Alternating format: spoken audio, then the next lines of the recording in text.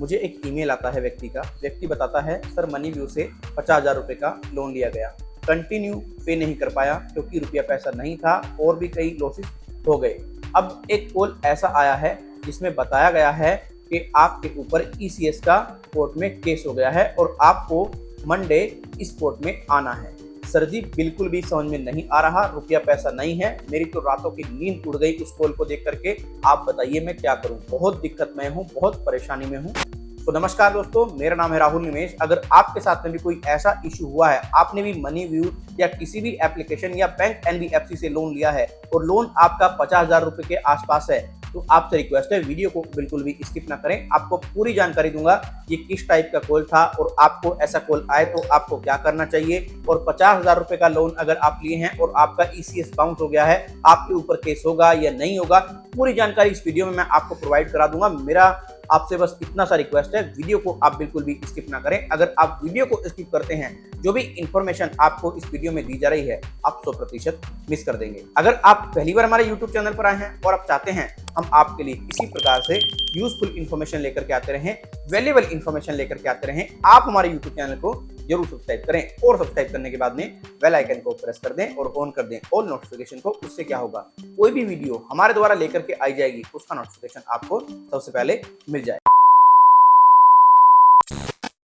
दोस्तों, जब भी आप किसी बैंक के माध्यम से, एनबीएफसी के माध्यम से किसी प्रकार का कोई भी लोन लेते हैं और बाई चांस आप उसको डिफॉल्ट कर देते हैं और आप बहुत ज्यादा दिक्कत में होते हैं, परेशानी में होते हैं, तभी तो डिफॉल्ट करते हैं ना, तो रिकवरी एजेंट आपको कॉल करना शुरू कर देते हैं, आपको डराते हैं, आपको धमकाते हैं, आपको बेइज्जत करते हैं, आपके साथ में बहुत ज्यादा गलत बिहेव करते हैं। तो देखो, पहली चीज तो आपको ये समझनी है, चाहे आपने मनी व्यू से लोन लिया है, चाहे आपने किसी बैंक के माध्यम से लोन लिया है, चाहे आपने किसी एनबीएफसी के माध्यम से लोन लिया है, लोन लेते समय अगर आपने ईसीएस एक्टिव किया है, मतलब आपकी जो अकाउंट से पैसा जो है वो ऑटोमेटिकली डेबिट हो जाता है ईएमआई का, तो देखो चाहे आपका 1 रुपए का ही लोन क्यों ना है, अगर बैंक एनबीएफसी चाहे तो, लोन ऐप चाहे तो आपके ऊपर ईसीएस का केस कर सकती है। ये उनका कानूनी अधिकार है। ठीक बात समझ गए आप।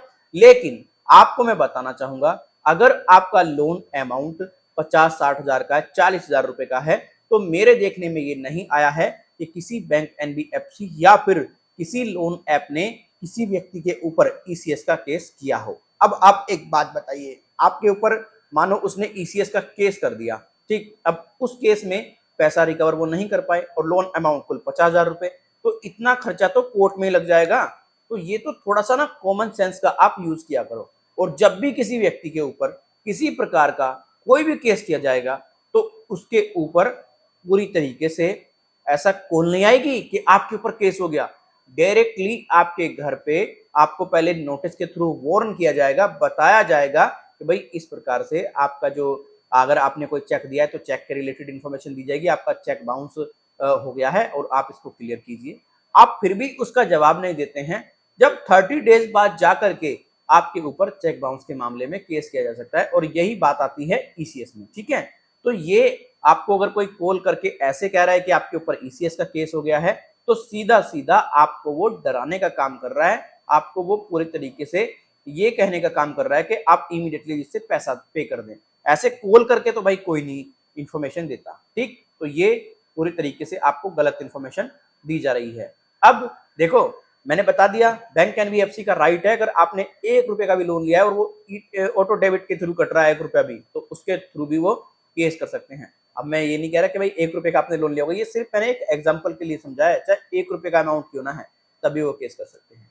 ठीक, बट ये 40-50 हजार रुपए के मामले में कोई केस इतनी जल्दी नहीं करते हैं। तो आपको ऐसे डरना नहीं है, आपको ऐसे घबराना नहीं है, आपको ऐसी कोई कॉल आती है तो आप उसको इग्नोर कर दें। अगर आपके पास में किसी प्रकार का कोई भी नोटिस आता है और आपको नोटिस की कोई जानकारी नहीं है, आप पूरी तरीके से इंफॉर्मेशन लेना चाहते हैं, तो देखो हमने आपके लिए एक पेड सर्विस हाल ही में शुरू करके रखी है। आप इस पेड सर्विस का लाभ उठा सकते हैं। इसके लिए आपको क्या करना होगा, हमारा व्हाट्सएप नंबर आपको स्क्रीन पे नजर आ रहा होगा, यहाँ पे आपको अपना नाम, अपना मोबाइल नंबर प्लस आपकी जो प्रॉब्लम है वो टाइप करनी होगी और आपको बताना होगा आपको टेलीफोनिकली हमसे अपॉइंटमेंट चाहिए। जब ये आप बताएंगे, हम आपका टेलीफोनिकली अपॉइंटमेंट फिक्स कर देंगे और आपको अपना चार्जेस बता देंगे और आपको अच्छे तरीके से गाइड कर देंगे कि आपकी प्रॉब्लम क्या है और आप इससे कैसे निजात पा सकते हैं। ठीक है, तो आप इस सर्विस का लाभ जरूर उठाइए। तो आपने अगर मनी व्यू से लोन लिया है, किस्त से लोन लिया है और आपने ईसीएस एक्टिव किया है, लोन अमाउंट 50,000 से नीचे का है, तो आप निश्चिंत रहें, आपके ऊपर ईसीएस का केस नहीं किया जाएगा। दूसरी चीज, अगर आपको लगता है कोई नोटिस आया है और उस पर ईसीएस का केस वगैरह की बात की गई है, किसी भी टाइप का कोई भी नोटिस है, तो आप अवेयर हो जाएं, हमसे इन्फॉर्मेशन तुरंत ले लें। इसमें आपको थोड़ा चार्ज तो लगेगा, लेकिन आपको अच्छे तरीके से गाइड कर दिया जाएगा आखिर मामला क्या है। क्योंकि देखो, काफी व्यक्ति ऐसे होते हैं जो नोटिस को इग्नोर कर देते हैं, फिर उनको बाद में दिक्कत परेशानियों का सामना करना पड़ सकता है। तो चार्ज भले ही थोड़ा कम लगेगा, बट आपको अच्छे तरीके से गाइडेंस मिल जाएगा। तो आप इस सर्विस का लाभ जरूर उठाइएगा। तो मैंने इस वीडियो में पूरी तरह से क्लियर कर दिया है। अगर आपको भी ऐसा कोई कॉल आता है, कोई मैसेज आता है, तो आप अच्छे तरीके से समझ जाइएगा। फिर मिलता हूँ किसी और वीडियो में। अपना ख्याल रखें, अपना ख्याल रखें। Thank you so much.